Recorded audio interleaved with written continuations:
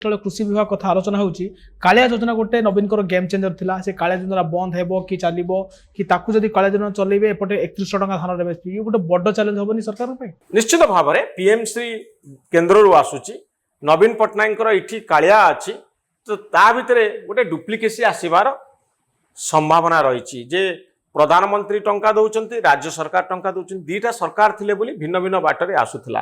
ଇଏ କାଳିଆ ଯୋଜନା ମାଧ୍ୟମରେ ଦଉଥିଲେ ଏବଂ କେନ୍ଦ୍ରରୁ ମୋଦି ସରକାର ମଧ୍ୟ ଦଉଥିଲେ।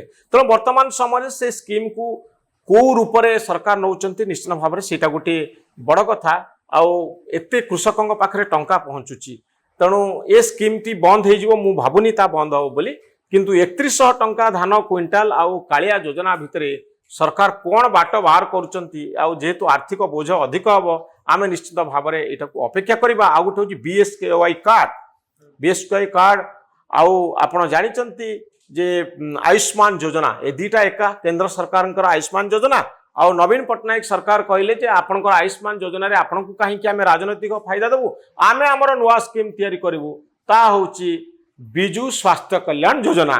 आजिकाली जदि आपनकर 5 लाख रु 10 लाख पर्यंत खर्च हो जड़े महिलार देह खराब हो 10 लाख टंका दरकार जेकोसी प्राइवेट हॉस्पिटल को से जाई 10 लाख टंका पर्यंत विजु स्वास्थ्य कार्ड देखिए चिकित्सा मिल जाउची। वर्तमान समय जदि आप देखिए आयुष्मान भारत जदि आसो तार बहुत गुड़े भल दिग अच्छी एवं केते गुड़े दिग अच्छी जहाँ विजु स्वास्थ्य कल्याण रे थिला किंतु आयुष्मान भारत रे मिलिबो से सुजोग मिलिबो ना सुविधा मिलिबोनी।